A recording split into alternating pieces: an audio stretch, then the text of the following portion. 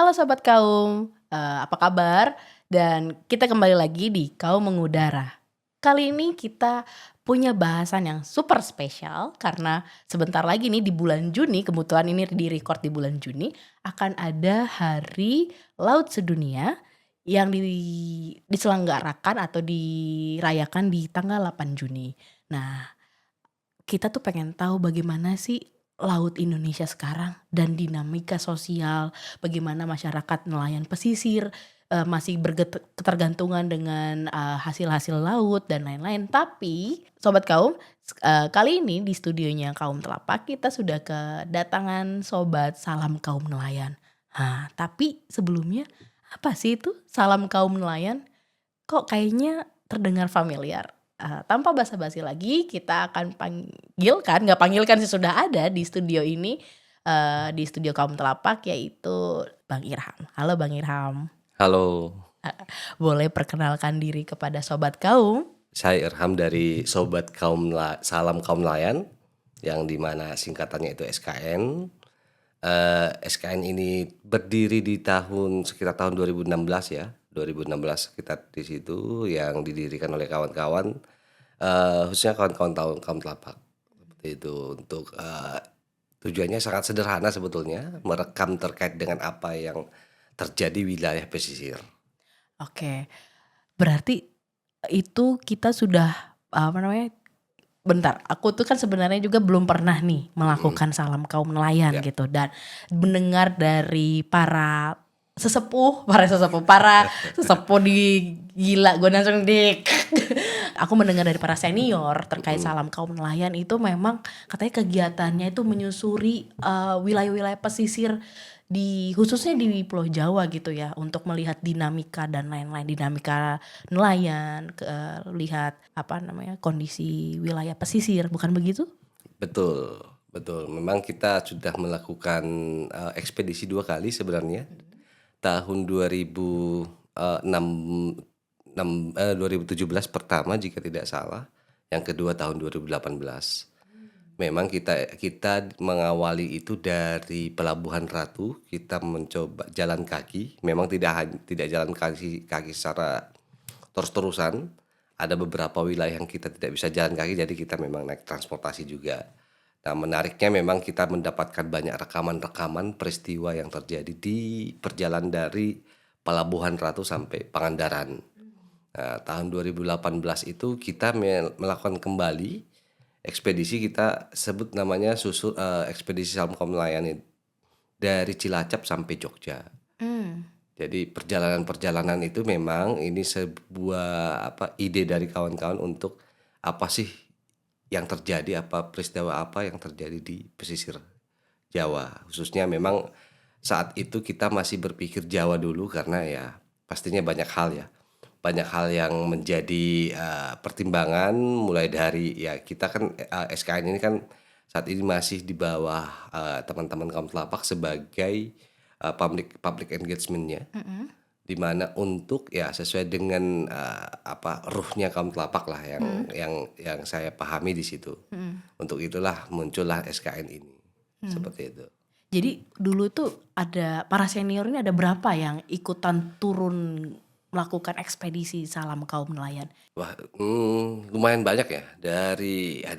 Waktu itu ada Mpok Minang, ada Mbak Eri, ada siapa nih, Bang Zen, ada teman-teman ya, teman-teman Kaum Telapak itu lumayan sangat banyak. Bahkan tidak hanya pada saat perjalanan di ininya aja, seperti almarhum Mas Arbi, Bang Afdon Nababan, itu sangat berperan banyak terhadap kegiatan tersebut memang. Dan juga seperti Abu Meridian juga, sampai ya kawan-kawan lumayan banyak. Bahkan teman-teman kita juga didukung oleh Kokain pastinya. Kopi Kaum Indonesia. Kopi Kain Indonesia. Kopi Kaum Indonesia, di mana di situ ada juga Bang Afdon, ada Mbah Halim, ada Om Munib segala, Indra bahkan itu mendukung kita semua memang. Dan juga ada beberapa komunitas-komunitas dari teman-teman IPB yang pasti, dan juga kawan-kawan dari Jakarta yang datang sebagai relawan untuk ikut serta dalam ekspedisi tersebut. Karena sangat menarik sebenarnya ekspedisi ini.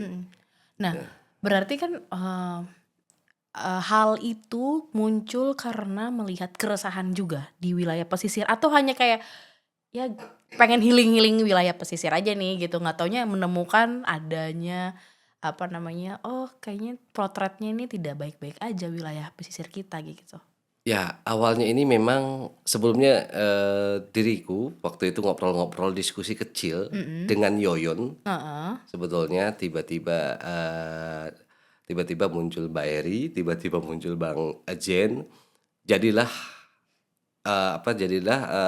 diskusi lumayan ya tidak serius tapi tidak juga, apa namanya, main-main gitu. main-mainan seperti itu. Heeh, Dan juga, saya lupa Mas Ruwi juga saat itu, mhm, jadi nama ini juga saya dapatkan awalnya itu dari Mas Ruwi, iya, munculnya itu Salam Kaum Nelayan, jadi udah kita coba buatkan Salam Kaum Nelayan. mhm, Apa kegiatannya, ya udah kita kegiatannya sederhana, kita jalan kaki dari Pelabuhan Ratu sampai Pangandaran, mhm, untuk etape pertama itu.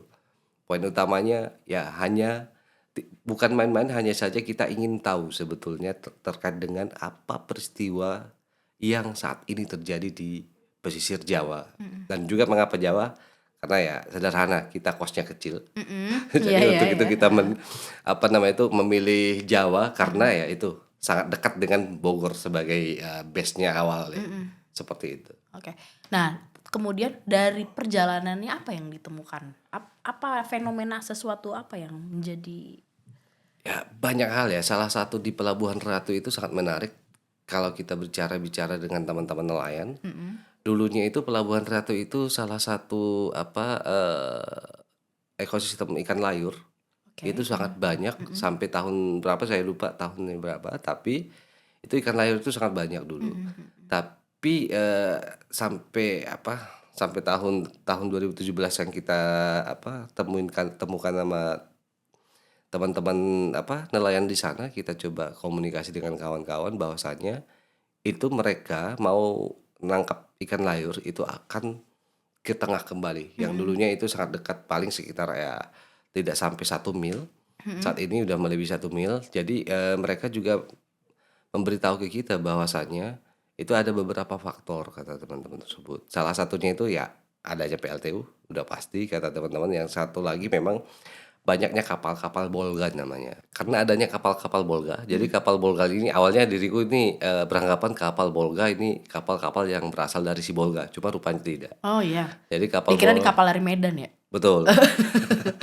rupanya ini kapal-kapal yang memiliki alat tangkap yang tidak ramah. Salah satunya itu Oh iya seperti iya, troll. troll, iya iya, mhm, Seperti ini mereka memang melakukan penangkapan di ya sekitar 20 sampai 30 mil ya, informasi dari kawan-kawan, dan juga banyaknya rumpon mmm, di wilayah. Jadi, Pelabuhan Ratu itu salah satunya wilayah yang seperti teluk jika tidak salah. mhm, Jadi rumpon itu mengelilingi muara teluk itu, jadi ikan-ikan layar sudah tidak datang lagi ke pinggiran. mhm, mhm. Di luar memang adanya PLTU, seperti itu. Nah, kalau mungkin aku sedikit mau menyederhanakan, apa namanya, ini ya, menyederhanakan narasi, jadi 20 sampai 30 mil itu si tadi apa, Bolga itu ibarat kata yang menginikannya adalah nelayan atau bukan malah dari pihak lain? Bukan, itu kapal Jaraknya lumayan jauh jauh, kan ya? Ya, sangat jauh, oh, 20 mil itu, jadi 1 milnya darat sama 1 milnya laut itu perbedaannya, 1 mil laut itu 1,8 kilometer di darat. mhm, Nah, kalau kapal Bolga itu adalah kapal-kapal memang, dia kepemilikannya itu udah industri yang pasti. industri, Industri oke, perikanan mhm, yang ya sudah pasti ya investasi besar di situ ya. mhm, Salah satunya memang kapal Bolga ini juga, rata-rata itu nangkap ikan-ikan tuna, dan juga yang oke, pasti alat tangkapnya bisa ngambil secara keseluruhan, tidak hanya ikan tuna juga. mhm, Sampai ikan-ikan kecil juga mereka bisa dapatkan. Karena ya itu dia, Bolga ini diambil dari nama alat tangkapnya. Alat tangkap troll lah salah troll satunya. ya, Ya seperti kalau dulu ada pukat harimau ya. ikat harimau ya, Mirip-mirip seperti itulah Kak, informasi dari teman-teman nelayan tersebut. mhm, mhm. Jadi itu ibarat kata penangkapannya jadi berlebih ya, overfishing? Sudah pasti, Sudah pasti, sudah sangat pasti mhm, itu. Sudah sangat pasti. oke. Berarti itu dari apa Bolga itu, berasal dari industri, di mana di sekitar situ juga memang ada selain PLTU tadi, PLTA? PLTU. PLTU, selain PLTU berarti ada industri lain di sekitar situ? Industri ikan pasti ada di situ, tapi memang tidak hanya kalau kapal Bolga itu tidak hanya dari situ saja, tapi pastinya dari Oh, seluruh Indonesia, paham. Ya dari ya. seluruh Indonesia karena Jawa bagian selatan itu kan salah satu perlintasan ya, perlintasan kapal-kapal segala kapal sebetulnya. Pastinya kapal ikan juga akan ada. Oke. Nah, kalau tadi bahasa pukat harimau, rumpon, itu kan kayaknya bahasa teman-teman nelayan paham akan hal itu ya. Jadi itu apa namanya, pengambilan tradisional kah atau Rumpon itu sebenarnya ada yang tradisional, ada yang memang ya yang menjadi permasalahan terhadap rumpon adalah jika rumponnya terlalu banyak. oke. Memang rumpon ini salah satu yang sebagai alat bantu penangkapan ikan dalam supaya kawan-kawan lebih mudah mendapatkan ikan. Tapi jika terlalu banyak pun itu akan juga hancur Hancur ya. tersebut. Karena beberapa kali banyak kasus lah sebenarnya terkait dengan rumpon cuma dan saat ini jika tidak salah sudah ada aturannya sebetulnya terkait dengan SIPR namanya surat izin penempatan rumpon. Tapi diriku belum terlalu memahami terkait dengan SIPR itu cuma yang pasti rumpon pastinya kalau kebanyakan juga itu akan membuat ya ikan akan semakin sedikit. Iya. Itu juga dengan pukat ya. Betul, betul, betul.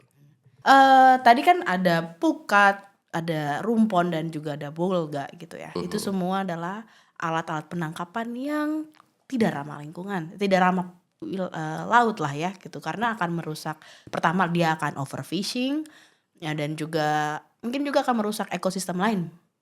Itu udah pasti. Jika itu seperti alat tangkapnya itu tidak teratur ya pastinya karena salah satu yang jika tidak salah troll-troll ini kan sebetulnya sudah ada aturannya yang dikeluarkan oleh KKP. Mana yang boleh, mana yang tidak boleh. Dan juga SIP terkait dengan rumpon ini juga ada tata kelolanya, ada juga aturannya berapa banyak dan seperti apa pastinya ada. Untuk itu makanya jika seperti rumpon sudah terlalu banyak itu akan menghabiskan juga ikannya. Sama dengan bolga ini kan sebetulnya sebutan dari kawan-kawan nelayan terhadap salah satu alat tangkap yang informasinya indikasinya ini semuanya itu di alat tangkap troll. Salah satunya ya seperti pukat harimau lah yang bisa mengambil sampai Di kedalaman. kedalaman sampai bawah lah, ngambil terumbu karang itu sampai habis seperti itu. Makanya bolga ini sangat tidak ramah terhadap penangkapan ikan. Dan itu secara tidak langsung juga merugikan nelayan. Sudah pasti. Sudah pasti karena salah satu waktu teman-teman nelayan juga tahun-tahun 90-an jika tidak salah di Pelabuhan Ratu itu teman-teman nelayan masih bisa ngambil ikan, mendapatkan ikan itu tidak sampai 1 mil dari garis pantai. Dan sekarang mereka harus ya minimal seminggu jika tidak salah, baru mereka bisa mendapatkan ikan yang dengan kuantitas dan kualitas baik ya, seperti itu. Tapi kalau hanya ikan-ikan kecil itu masih ada tapi tidak sebanyak seperti tahun-tahun 90-an. Ya, karena si alat tangkap itu ya. Alat tangkap dan juga yang tadi adanya keberadaan PLTU juga sudah pasti ya. Yang menjadi hilangnya ekosistem ikan khususnya ikan layur yang waktu itu mereka lebih banyak bicara ikan layur. Oke. Dampak PLTU terhadap pesisir itu apa ya, Bang? Kalau dampaknya sebenarnya lumayan ya waktu eh ke terumbu karang ataupun kalau kalau berbicara tentang limbahnya itu tidak dikelola dengan baik ya secara otomatis terumbu karang bisa mati.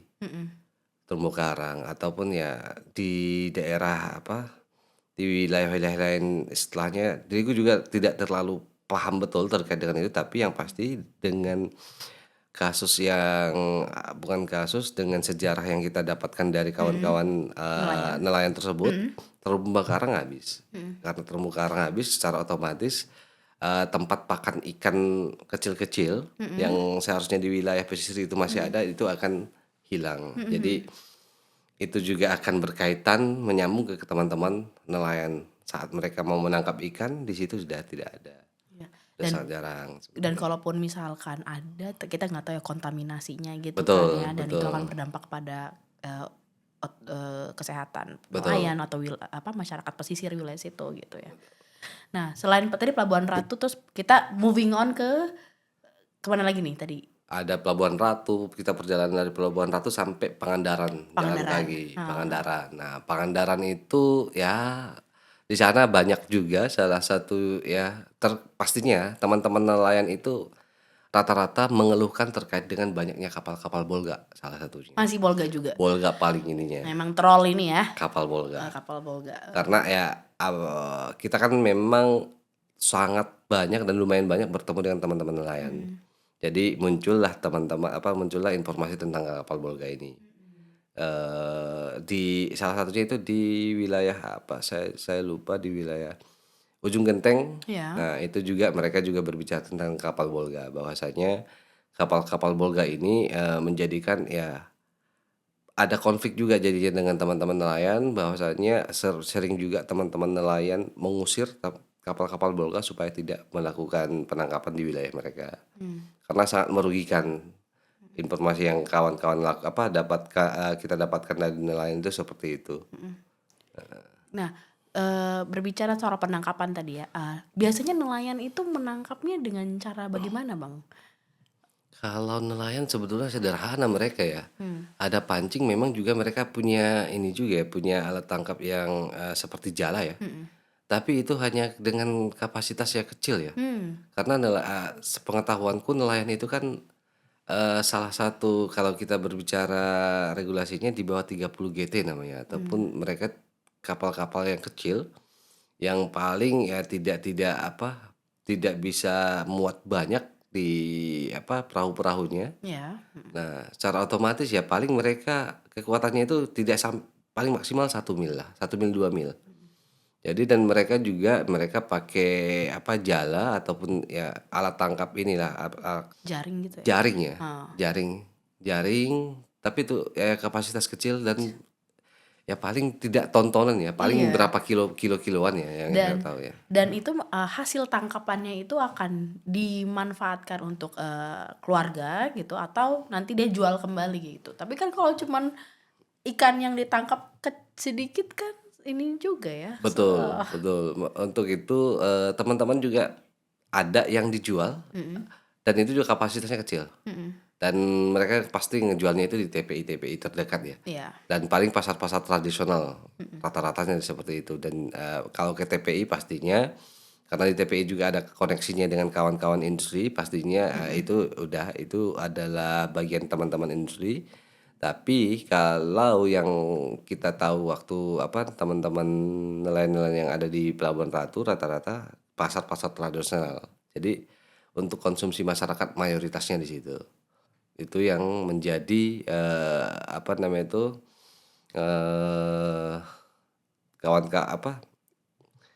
yang menjadi tujuan teman-teman untuk nangkap ikan. Satu konsumsi untuk sendiri, satu konsumsi untuk masyarakat dan dijual di pasar rata-rata pasar tradisional. Pasar tradisional ya. Iya. Ya. Dan dengar-dengar ada praktek-praktek tengkulak juga ya gitu. Tengkulak itu kayak Itu sudah pasti. Mafia pasar.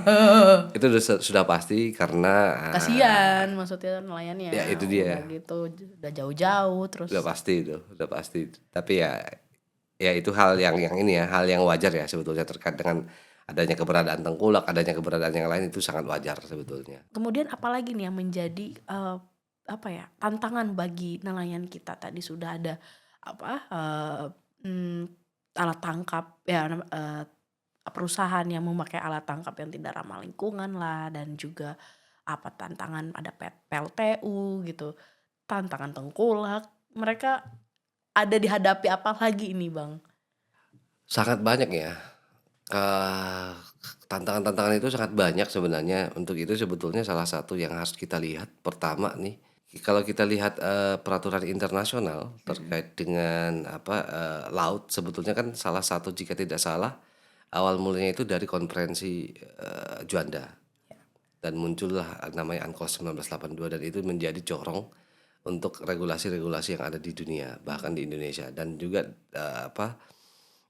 Indonesia itu sebagai negara maritim yang satu-satunya di dunia pun menjadi negara maritim karena pulau-pulaunya banyak. Jadi, tantangan nelayan itu pastinya sangat banyak, kan harus dilihat dari pertama yang saya pahami sebetulnya harus dilihat dari aturan yang ada saat ini. Mhm. Perlindungan terhadap nelayan seperti apa, Mhm. dan, ya sebelumnya kan ada perlindungan terhadap ya yang sering disuarakan sama kawan-kawan terkait dengan perlindungan awak kapal perikanan, Iya. yang saat ini kemarin jika tidak salah tanggal 1 Mei 2026, Pak Presiden sudah meratifikasi itu. Nah, untuk nelayan itu belum ada sebetulnya. Mmm. Terkait dengan memang ada undang-undang tentang, peraturan tentang nelayan, tapi perdebatan-perdebatan terkait dengan nelayan ini nelayan ini masih sebagai pekerjaan kah atau sebagai apa, Ah, itu iya, masih dalam pertanyaan besar pertanyaan sebetulnya. besar ya.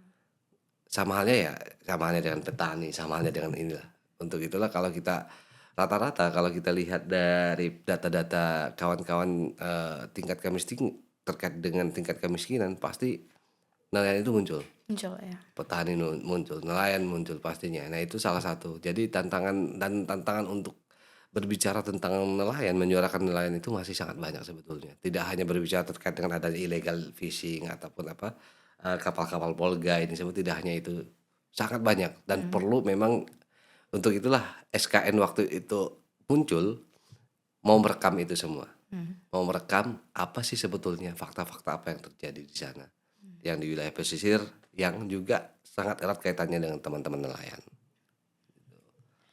Dan ketika di ekspedisi tersebut, ada nggak, momen di mana, ada suatu momen atau cerita yang kira-kira ini, agak miris ya, bukan semuanya miris, tapi ini tuh kayak kayak berkesan gitu, sesuatu yang ini kan harusnya kita tindak lanjut, ini harusnya kan kayak gini gitu. Ya, salah satu dari perjalanan kita susur pantai di tahun 2017 ya, kita itu mencoba Pelabuhan Ratu pastinya. Mhm. Salah satunya karena, sejarah tentang ikan layar itu membuat kita bergerak untuk melakukan ya kita buat kegiatan kecil-kecilan namanya Kidul Project ya dulu. Iya. Kidul Project itu untuk merekam, terkait dengan apa sih yang terjadi di wilayah Pelabuhan Ratu. Iya. Pastinya salah satunya yang tadi kita sudah sebutkan, mengapa ikan layar yang dulunya, ekosistemnya banyak, habitatnya banyak, sekarang sangat berkurang itu atas dasar dampak dan faktor apa apa saja, ya tadi ada kapal bolga seperti itu dan juga ada kaitannya dengan juga, keberadaan PLTU, ada juga kaitannya dengan rumpon. Nah itu yang kita dapatkan informasi dari kawan-kawan, Oke. seperti itu. Nah makanya, salah satu yang paling menarik yang kita tindak lanjuti adalah yang terkait dengan ikan layur, salah Ikan layar. satunya. Bang Irham, berarti kan tadi ya tantangan dan ancaman, tantangan nelayan itu beragam ya, dan juga kayak pembangunan nasional misal PLTU dan lain-lain itu juga berdampak terhadap, apa namanya, kehidupan nelayan juga. Dan bagaimana dengan kayak sampah? Sampah Itu udah juga pasti. di ini nggak, dilihat sama teman-teman SKN pada zaman itu nggak? SKN itu ya untuk itulah kita melihat Pelabuhan Ratu dulu sebagai tindak lanjut saat itu, bukan berarti terkait dengan sampah, ya sampah jangan sangat banyak di wilayah antara etape kedua antara Cilacap sampai Jogja ini saya lupa persis di mana, kita juga menemukan terkait dengan sampah-sampah rumah sakit sebetulnya. Oh ya, Tapi ya sampah kita medis ya? medis, hanya saja ya itu dia, kita karena jauh ya jadi kita Pelabuhan Ratu dulu saja, Oke. seperti itu. Tadi berarti, dari, Pelabuhan Ratu, terus habis itu ke Pangandaran, terus Ya. jalan sampai ke Jogja? Setelah itu kita tahun 2018-nya baru kita lakukan ekspedisi kedua. Kedua? Oh. Dari perjalanannya itu dari Cilacap, startnya sampai Jogja. Mhm. Nah, dari situ kita ya itu ada banyak juga peristiwa yang kita rekam ya sebetulnya. Mulai tadi ada sampah, ada juga ya tetap ya terkait dengan isu-isu nelayan ini masih sangat banyak terkait dengan kapal-kapal Bolga, kita masih menemukan informasi-informasi tersebut. Nah, tadi sampai Cilacap itu, tadi permasalahan Bolga, permasalahan, Sampah juga sampah ada, juga, alat tangkap, kayak gitu. Terus, apakah karakteristik nelayan yang di daerah Jawa Barat dan karakteristik dengan wilayah Jawa Tengah itu ada hal yang unik nggak, perbedaan atau ditemukan, melihat itu nggak teman-teman Salam Kaum Nelayan? eee, pasti ada yang unik ya, tapi kita tidak terlalu melihat itu, Mhm, hanya saja memang, kita melihat solidaritas nelayan ini dari ya mereka sampai kenal teman-teman mulai yang dari Banten sampai Jawa Timur mereka kenal. mhm, Dan komunikasinya di kawan-kawan nelayan ini sangat ya sangat sangat bagus menurut menurut mhm. menurut saya itu sangat-sangat bagus karena ya itu dia solidaritasnya kawan-kawan di nelayan, baik itu terkait dengan adanya hal-hal negatif lah, hal-hal positif yaitu mereka Mhm. terupdate semua di kalangan mereka. Oh, maksudnya hal positif negatif soal misalnya regulasi atau Regulasi atau ada apapun seperti tadi ada kapal Bolga, mereka tidak ah, suka dengan kapal Bolga, pro atau kontra hal tersebut itu oke, oke, oke. komunikasinya, sangat lancar. Lancar, oke, oke. Oh, jadi ibaratnya meskipun perbedaan wilayah itu tetap satu ini ya, Tetap. solid lah ya. Nah, kalau di wilayah Jawa yang kita pandang masih seperti itu. Mhm. Terkecuali ada beberapa memang di luar Jawa itu sudah, ada beberapa konflik lah sebetulnya, tapi ya Mhm. kalau di wilayah pesisir Jawa bagian selatan itu masih. Dan rata-rata nelayan yang ada di wilayah tadi ya, dari sepanjang ekspedisi itu memang warga lokal atau ada pendatang juga kayak gitu? Kalau untuk nelayan mayoritas warga lokal. Mmm. Mayoritas warga lokal, terkecuali memang ada beberapa pelabuhan-pelabuhan kecil didatangi oleh kapal-kapal ya di luar wilayah mereka tetap ada yang datang Mhm, ke mhm, sana ya secara otomatis mereka melakukan transaksi ya, mhm. transaksi terkait dengan jual beli ikan. Oh, oke. Nah, pastinya.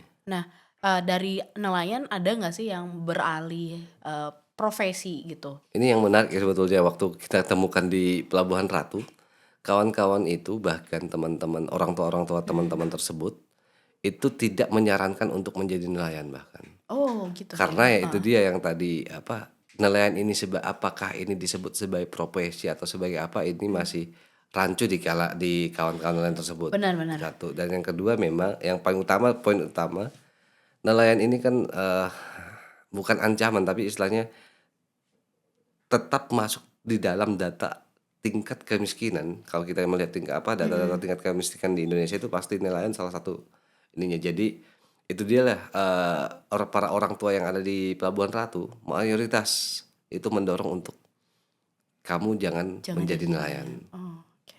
Padahal kalau kalau kita lihat secara ini ya, secara, logik sebetulnya ikan itu dapat dari mana dan nelayan yang menangkap seharusnya mereka yang lebih Iya, mendapatkan keuntungan lebih keuntungan, banyak betul.